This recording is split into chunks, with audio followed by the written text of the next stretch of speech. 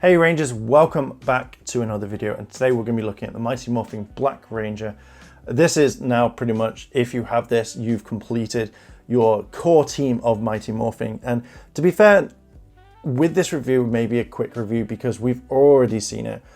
So we're still going to do some of the tests, but pretty much what you see is what you get. With this, there is no major big difference bar the shield not being on or the armbands, and that's pretty much it. But let's have a look. So first of all, you do get this lovely display. Here is Zack morphed in his Black Ranger suit. There's the window display. There's the Black Ranger. You've got the Blade Blaster, the Power Axe, the face, the actual figure itself. Behind here will be an effect. So there you go. There is the Black Ranger. He is there. There he is. And at the top, nothing there. And at the bottom, just barcodes. So let's open up this bad boy and have a look inside. So here is the figure. Now, one thing they did add in is the Blade Blaster in blade mode. Again, we're going to see if the blade moves down, because to be fair, why would you leave it like that? I can understand for a like kind of fight, but it just doesn't make sense. So as you see all in here, you've got the lovely sparkly effect, the Ranger, Zack's head, Blade Blaster in gun mode, Power Axe, and then two hands, and then Blade Blaster in gun mode. So yeah, let's have a look at the figure. So here is Zack, and it does look really cool, the figure. I really do like the design. I love the helmet. For some strange reason, it was reminding me of Jetman. But mainly the main things you're going to see is the helmet looks absolutely fine. You know, I love the way that the Mastodon helmet is, just where the tusks go down. There's a bit kind of meh on the painting there, but I really love this whole helmet design. I think it's one of my favorites within in Power Rangers, as in like in Mighty Morphing. We've got the white diamonds along here. You've got the creases all the way around here, which is fine. And then we've got the Mastodon kind of power coin. But you can see that the white does kind of stand out. The black stands out on the white. And then you've got the boots, which is exactly the same as the others. Like these aren't, actually no, these aren't kind of overlapping. So it feels like they have actually paid attention to that one in particular.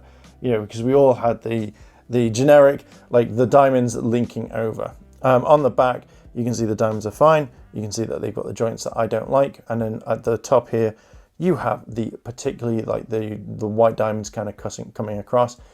It's a lot different white color to here.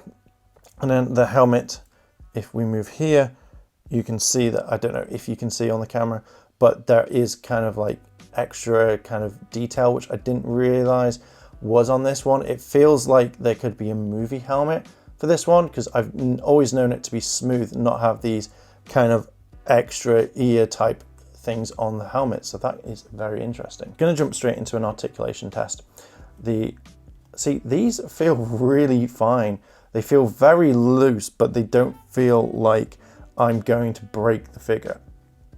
The knees, on the other hand, something completely different.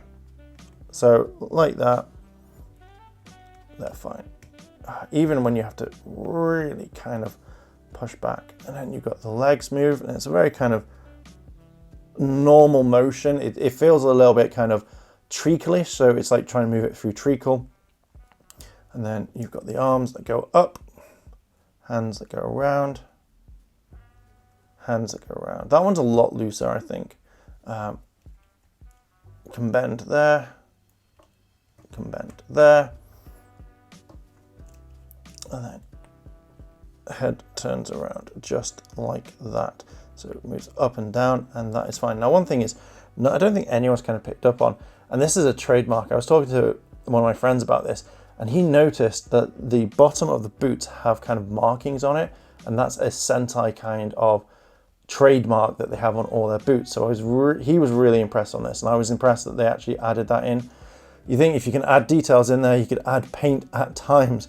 But yeah, that's the articulation test and looking at Zack in general. But let's take a look at the head. This is the one that you get, which I really don't think it looks anything like Walter whatsoever. So let's just pull out the head. Now, every single time I tried to pull off the head, I think that this is just going to come like flying out. So there we go. That's adding it to there. I generally really don't think this head goes with the figure, only because to me it doesn't look like Walter at all. I don't even think it looks like Zack. So that's one thing that annoys me, because you think that they would be able to scan the head or be able to head sculpt it properly. Like even just looking over near his kind of eyebrows, it looks like there's added color that they've put on, that they've kind of missed it out. I don't think the dreads work with the figure. I generally just don't like it. I think it, like, I am just literally, same thing as like with Tommy, the helmet is going to stay on all the time. Looking at the special effects and all the accessories you get, again, this I really like glittery wise, but am I going to pop it in here all the time? Does it look really cool kind of a blast wise? I really don't know, to be fair. I don't particularly really like it that much. Moving on to the power axe is exactly the same. It feels like it hasn't even been cleaned properly at all, because there's like stuff everywhere. Like even that, I don't think that moves, which is a bit weird, but maybe that's the thing. No, does it? Yes, it does. It does move. So again, I think it's just a repurposed power axe. That's pretty much it. You've got the Mastodon coin there, and then you've got it kind of there as well. The Blade Blaster, again, I'm disappointed. That would have been cool if it moved down, but there isn't much there, so it basically stays like that.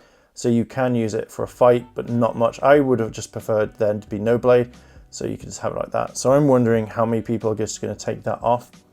And again, you've got it, Blade Blaster in kind of like blade mode, and that is particularly it. With the hands, you do get 2 closed fists, and there you go. And there we go, there is Zack. And I've got to admit, I do really like the figure. I'm very happy that they've brought him out as a normal one without having the gold armbands here and here, and obviously the dragon shield. I think they should have released this figure before the dragon shield version, only because it made more sense to have a complete team rather than adding up the power-ups, the dragon shield, etc, etc. But for me, I'm glad that they finally finished like the core team of Mighty Morphing. This to me is a really nice figure, and I would recommend picking it up if you can find it. I don't know if there's loads of them in America or wherever. If you want to pick these up in the UK, I'll leave some links in the description from like to Indeed, in-demand toys, as well as Comic and Cocktails and stuff like that. So if you want to pick them up at any point, try there. If not, you may have to have a look around. But yeah, I think this is a really nice figure. It kind of adds to the Mighty Morphing one now. So yeah, I'm going to leave it there. What are your thoughts on this? Would you pick up Zack, or would you kind of leave him? Let me know down below in the comments. And if you like this sort of content and you want to see more, hit the like button, hit the subscribe button, as well as the cheeky notification bell to be notified when more videos drop. Don't know why I did that. Thank you very much for watching, and I'll see you in the next video.